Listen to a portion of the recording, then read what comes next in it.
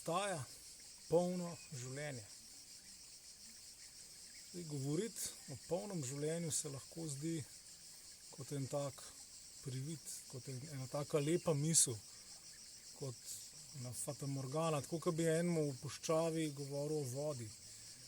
Ja, nekaj, kar bi bilo fajn imeti, ampak česar verjetno ni in česar vemo, da ni. Se pravi, ja, tako se sliši, če danes govorimo o polnem življenju. In ja, ker mnogi izkušajo sebe in svoje življenje kot vse kaj drugega kot polno. Skušajo pomanjkanje, nekaj manjka, izkušajo bolečino in predvsem obup, nesmisel, brez enega dobrega pogleda naprej na prihodnost. In ja, ta izkušnja nečesa zelo nepopolnega življenja, kot zelo nepopolnega, se mi zdi še posebej, mogoče res še posebej značilna za nas Slovence, ker smo perfekcionisti, ki smo zelo pogosto nezadovoljni, kritični do drugih in do sebe. Imamo ta občutek, da nekaj manjka, da ni dovolj, da nam manjka ali še ta materialna pridobitev, ali še ona psihološka izpolnitev, ali pa tudi ta duhovni dosežek, se pravi, na različnih področjih lahko govorimo o tem občutku primanjkljaja. In tudi cela družba nas neprenehoma vzgaja, ukazuje, da moramo se tako počutiti, ker tak je perfekten potrošnik, tak, ki mu nikoli ni dovolj, ki ima skozi ta občutek, ne, nekaj več potrebujem. No, ampak obstaja nekdo,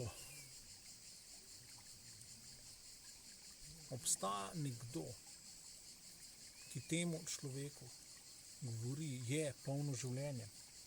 In prav, prid, da ti odvežem tvoje mrliške povoje in da te dvignem ven iz tvoje grobnice, v kateri ti je sicer mogoče udobno, ampak to, kar živiš, je v resnici grobnica. Prid, želim te pripeljati ven. Dal ti bom pravo življenje. In ta nekdo ni nihče drug kot sam izvor z veliko začetnico, izvor vsega, izvor vesolja, izvor mene in tebe, izvor mojega telesa, izvor mojega mišljenja, izvor tega, da lahko sploh zdajle govorim. In izvor tega, da se to, kar govorim, da razumeti. Ta izvor se sam predstavlja kot veliki jaz sem, kot tisti, ki edini v resnici lahko reče jaz sem, torej, ki nam daje sploh, da sem jaz in da si ti lahko jaz, da ti lahko sebi rečeš jaz. No, ta izvor nam govori točno o polnem življenju in nas k temu kliče. Jezus, ki je živ Bog z nami, on je takole rekel: jaz sem prišel, da bi imeli življenje in bi ga imeli v izobilju. Obilno, prekipevajoče.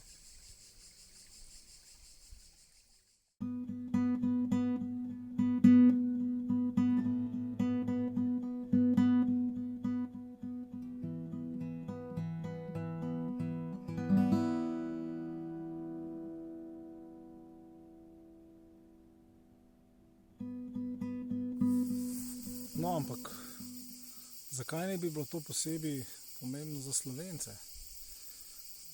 Ja, kot sem rekel, zdi se mi, da smo Slovenci še posebej označeni z občutki pomanjkanja, z nezadostnosti, nič ni zadosti dobro. Vsem znamo najti napake, pomanjkljivosti, zelo hitro zaničujemo, omalovažujemo. Težko res iskreno pohvalimo in težko se zahvalimo. Težko smo hvaležni za to, za vse, kar imamo in za vse, kar smo in za vse, kar je. In tudi težko sprejemamo, do česa nimamo. In dejansko res je čisto preprosta statistična resnica. Dejstvo je, da imamo Slovenci občutek, da nam ne gre preveč dobro. Recimo ta raziskave življenjskega standarda, kvalitete življenja kaže, da je v Sloveniji izredno visoka kvaliteta življenja. Medtem ko raziskave, kako pa mi sami mislimo o sebi, pa kaže obratno, da mislimo, da je kvaliteta življenja precej nizka pri nas. In tukaj je ogromen razkorak med, recimo temu, neko objektivno resničnostjo, pa med tem, kako mi sami sebe doživljamo. Očitno smo prepričani v tem, in težko prepričani smo v to pomankanje. In težko vstopamo res v dejstvo, da nam je vse podarjeno. Že samo življenje nam je v resnici podarjeno. To, da bivaš, je dar. In vse, kar je dar. In mi pa zgleda še posebej težko vstopamo v to svobodo daru. Kot da bi bili zakrčeni. Težko se odpremo temu zastonjskemu prejemanju in potem tudi zastonjskemu dajanju. No, zato moramo mi še posebej slišati to obljubo polnega življenja. Še več, ne gre samo za obljubo, gre pravzaprav za ponudbo. Bog dejansko kliče, vabi vse, da zastonj prejmejo to polno življenje. Tako kot je rečeno na koncu Svetega pisma, vsak, kdor hoče, naj pije oživljajočo vodo, tisto vodo, ki daje življenje, zastonj. V bistvu to, kar moramo narediti, je samo reči ja.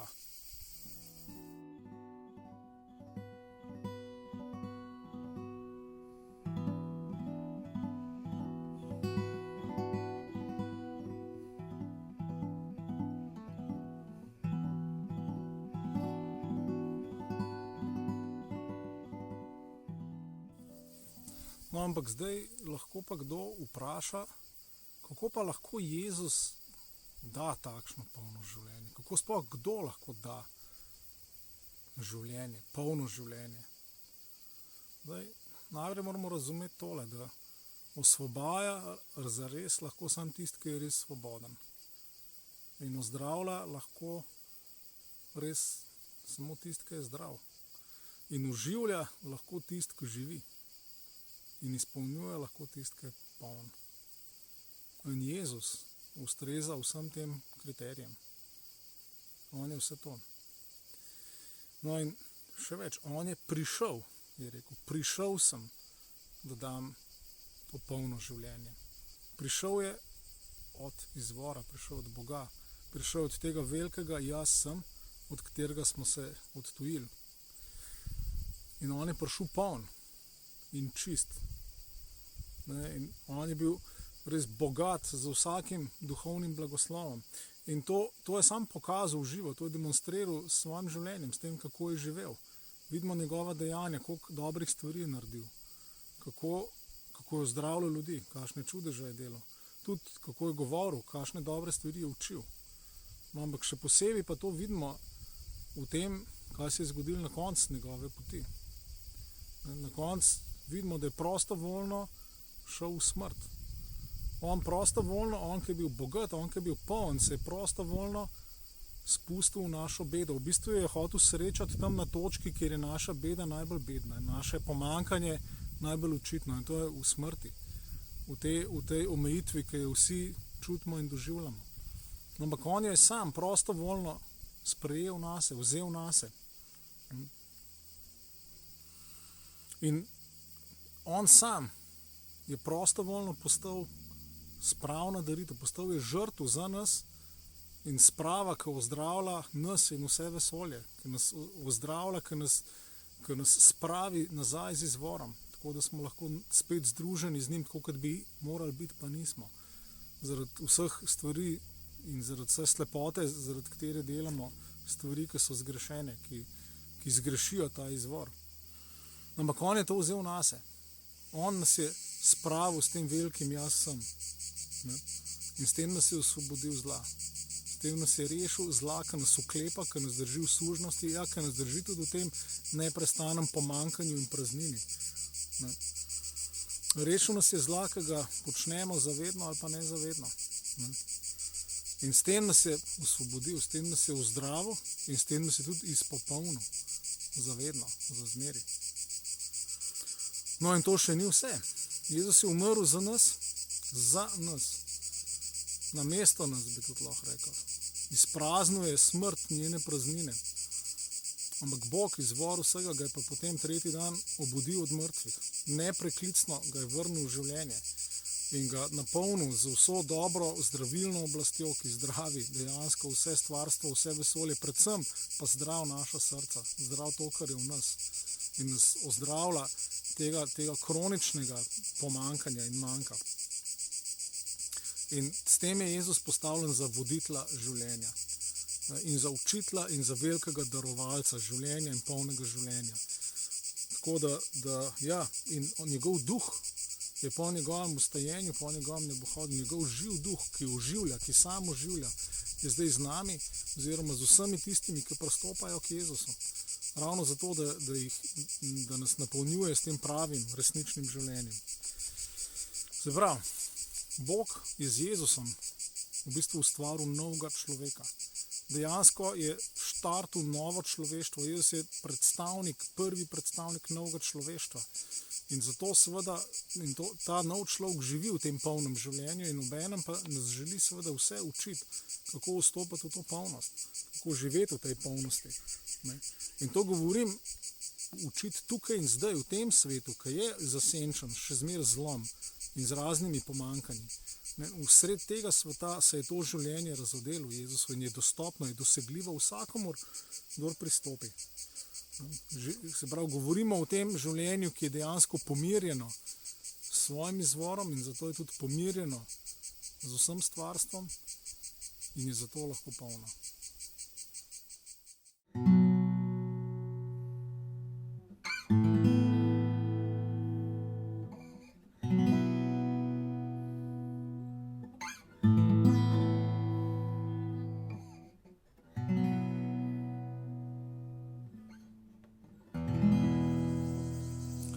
Ampak kakšno pa naj bi bilo to polno življenje, o katerem govorimo, to prekipevajoče, obilno, bogato življenje? Kaj ima Jezus v mislih pri tem, ko govori o tem polnem življenju?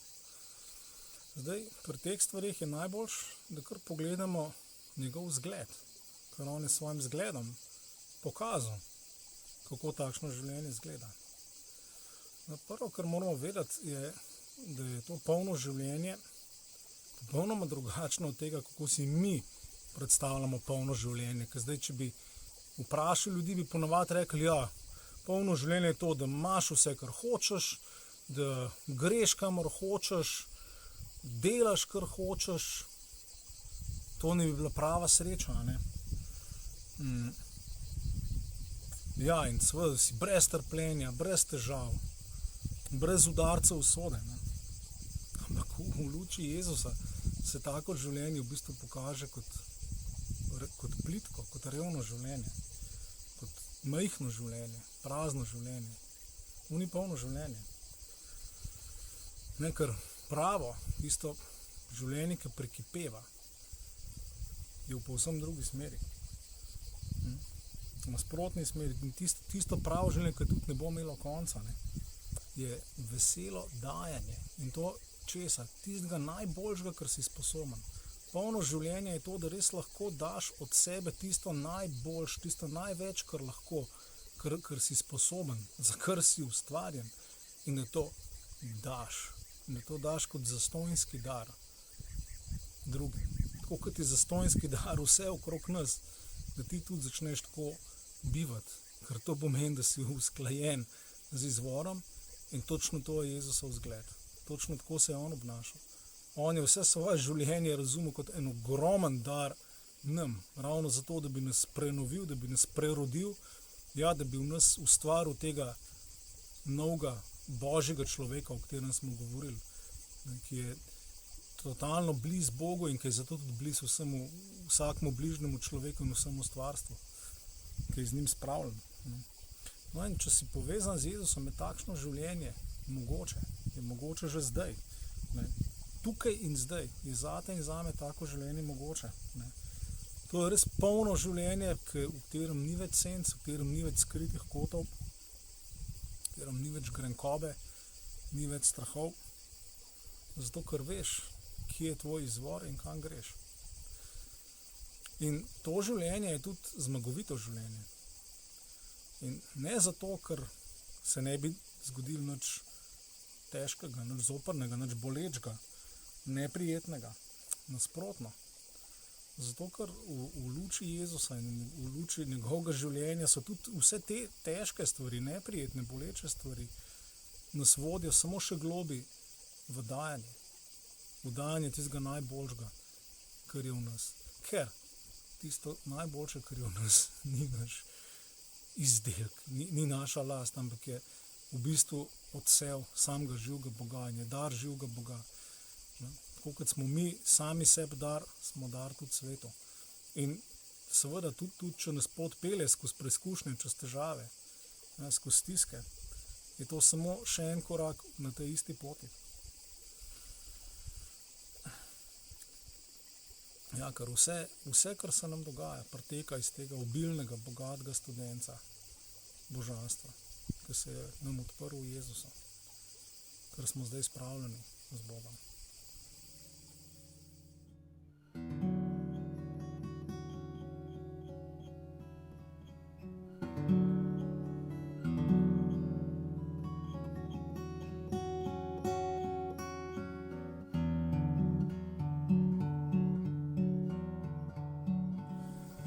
No in kako priti do tega življenja? Kje začeti?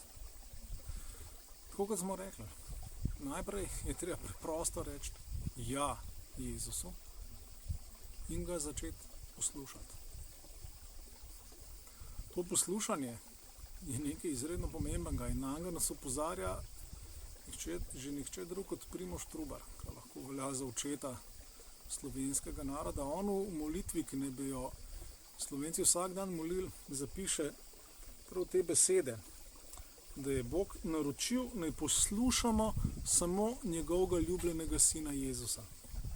V katekizmu, v prvi slovenski knjigi to beremo.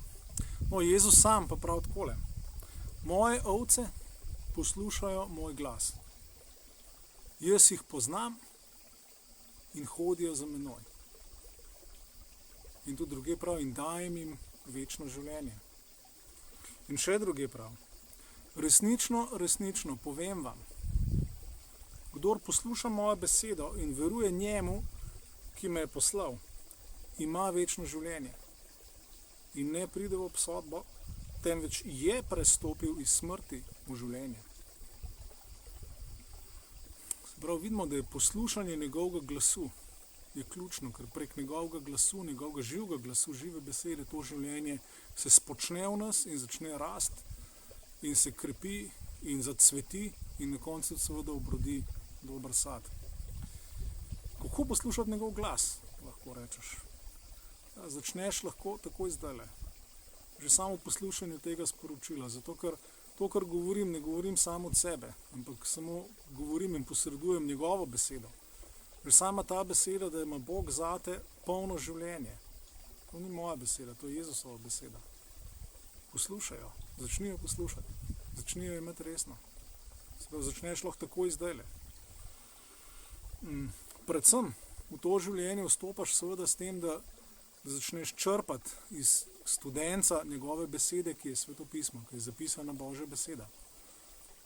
Začneš lahko sam. Seveda še bolj priporočljivo je pa to, da narediš to v skupini, v majhni skupnosti, kjer si z drugimi učenci, ker vsi smo na poti za Jezusom, mu sledimo kot učenci, kot tisti, ki hodijo za njim.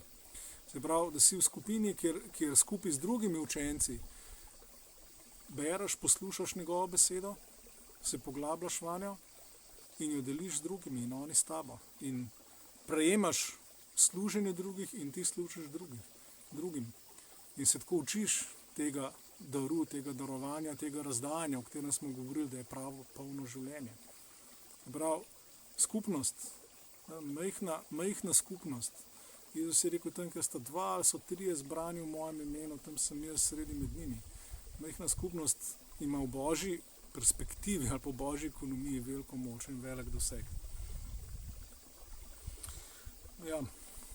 Jezusov poslanec, apostol Pavel je napisal takole: Kristusova beseda naj bogato prebiva med vami. Namreč Jezusova vizija tega bogatega, očiščenega, polnega življenja je vizija povezanosti, sprave in povezanosti z njim in seveda tudi povezanosti drug z drugim med ljudmi. O tem smo že govorili. Jezus je to spravo dosegel za zelo, zelo veliko ceno. No in pastir vsakega pozna, kot smo slišali, in vsakega kliče po imenu, osebno. In vsi, ki so njegovi, osebno poznajo njega. Prav gre za tak objem zaupanja in ljubezni, ki vse ozdravlja, ki vse zaceli. Ta objem dela vse tako, kot je prav. Seveda začel ga je on. Čaka pa na to, da mi se odzovemo, da mi odgovorimo na edin možen način. Prav tukaj, pri Jezusu, se začnejo dejansko tudi naši človeški odnosi zdraviti in se prenavljati. Kot smo rekli, on je začetnik novega človeštva, ki živi na drug način. Njegovo temelj tega novega človeštva je ljubezen. To je ljubezen na božji način, tista ljubezen, ki se zna žrtvovati, ki se zna izprazniti do vloge sužnja, do vloge služarnika, ki je prevzel Jezus. In on nas, to je pravi, tukaj začne delovati pol to odpuščanje in ta bogat blagoslov, bogat dar. In tukaj, v tej skupnosti dejansko zrastemo do tega, da znamo tisto najboljše, česar smo potencialno sposobni, da znamo to razviti in znamo to dati drugim kot ta zastonjski dar. In to je bistvo polnega življenja. Pastir išče svoje ovce.